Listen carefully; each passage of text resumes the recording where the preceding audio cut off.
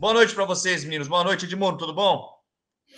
Tudo ótimo, Gui. Muito boa noite a você, muito boa noite ao Fábio, a todos que nos acompanham aqui simultaneamente no Fanático Vascaíno, no Mundo Ed. Cara, a gente ultimamente tem falado,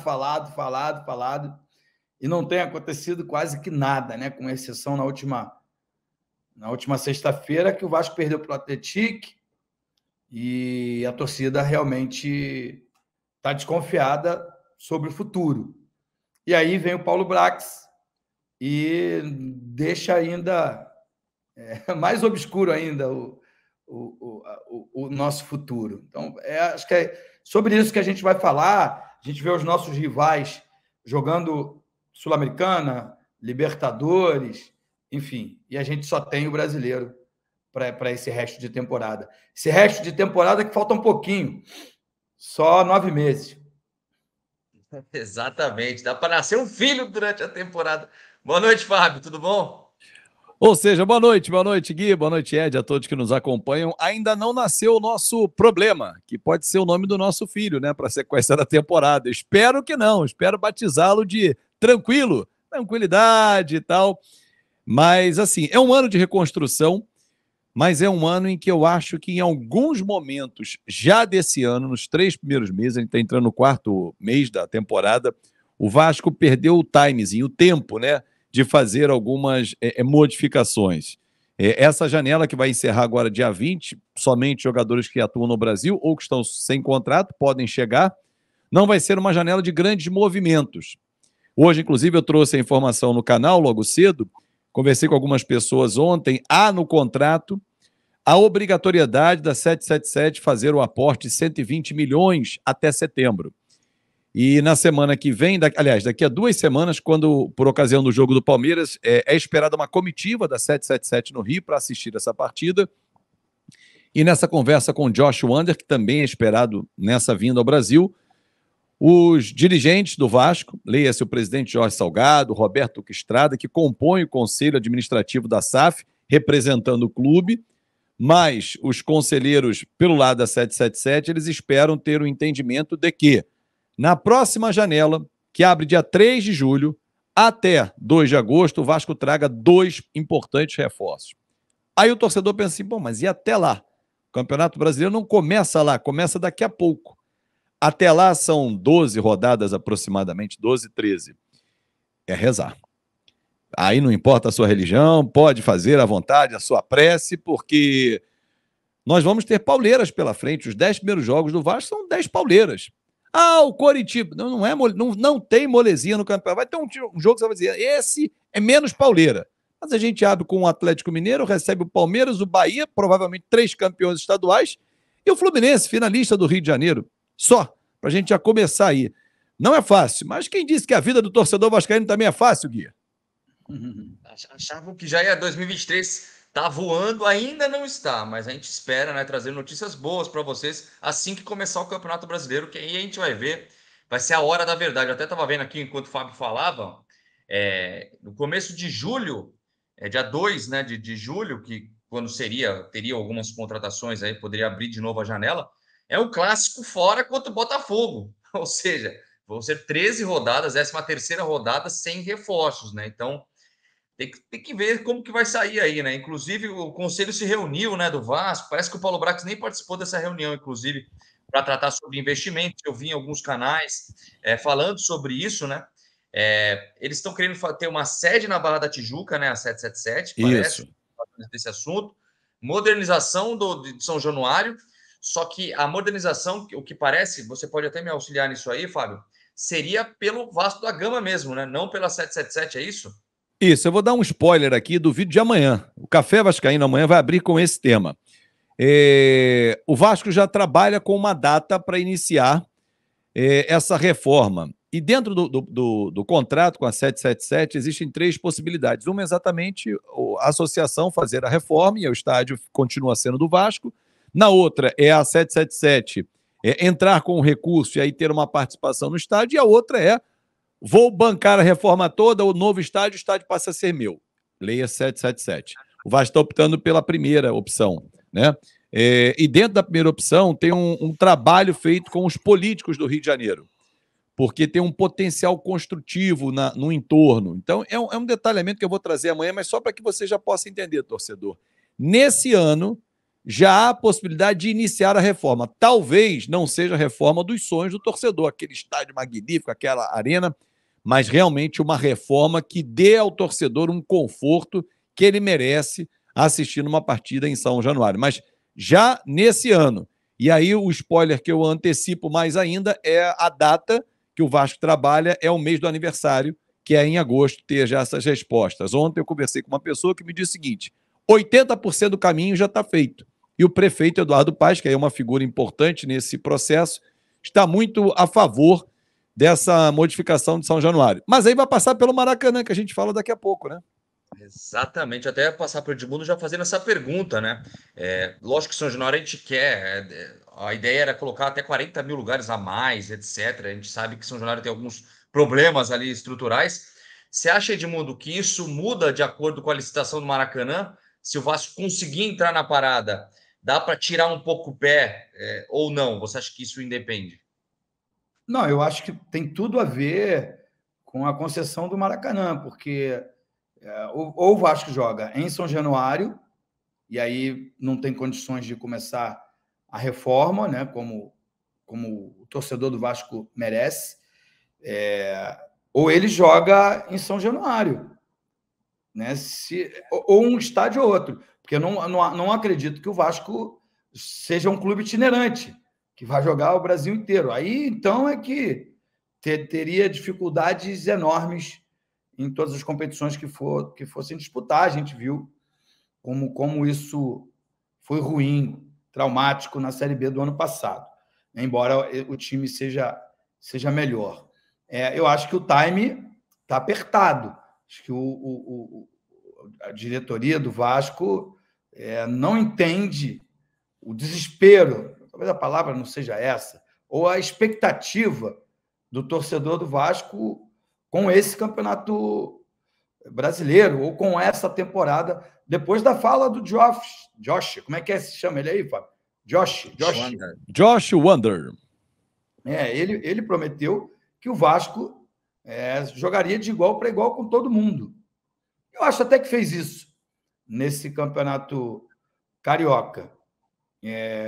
Mas perdeu a maioria dos clássicos que jogou, né? Já falei, jogou 5, perdeu 3, foi eliminado da Copa do Brasil, e aí vai fazer o seu primeiro amistoso pré-campeonato brasileiro, perde para o modesto Atlético, que fez um campeonato muito bom, chegou a vencer o Atlético Mineiro no seu estádio, mas o Vasco perdeu em São Januário jogando mal.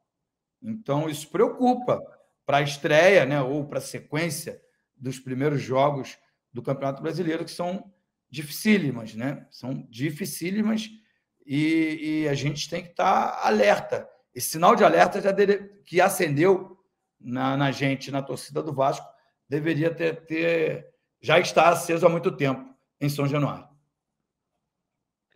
Aliás, vamos falar sobre o Paulo Brax. Eu assisti a coletiva hoje à tarde dele, né? Assisti hoje à tarde a coletiva, um pouco antes da apresentação do Juan, né? E ele deixou bem claro, né, o Fábio? Você assistiu também, né, Fábio? Um pedaço dela, um pedaço, sim. Sim. Eu assisti a parte que mais importava ali, ele falando de reforços, né? Ele deixou, ele enfatizou bastante. O Vasco contratou um jogador por semana, ele fez umas contas, ele falou também de que ainda está em formação o elenco. É uma pergunta que eu te faço, Fábio. O que você acha que ele quis dizer? Porque assim, ele não precisaria falar muito antes, mas ele fez questão de falar antes da apresentação do Juan. Você acha que ele quis passar para a torcida que vai ter mais reforços, que a tal contratação forte vem em julho? Eu confesso que, apesar de ter entendido um pouco, acho que ele não deixou tão claro, né? Assim. Tem coisas que você não consegue explicar. E ele tentou fazer isso. Tentou explicar o inexplicável. Ou olhou o copo e disse, ele está meio cheio, meio vazio. Cada um faz a sua leitura.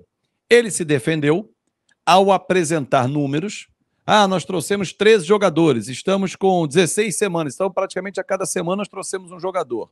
Sim, porque o Vasco... idade também. Sim, aí usou a idade. Eles acham bonitos os números. Eu conversei uma vez com um empresário que me alertou uma coisa muito importante. Ele falou, cara, o problema dos nossos departamentos de scout dos clubes brasileiros é que os caras gostam de ficar no ar-condicionado.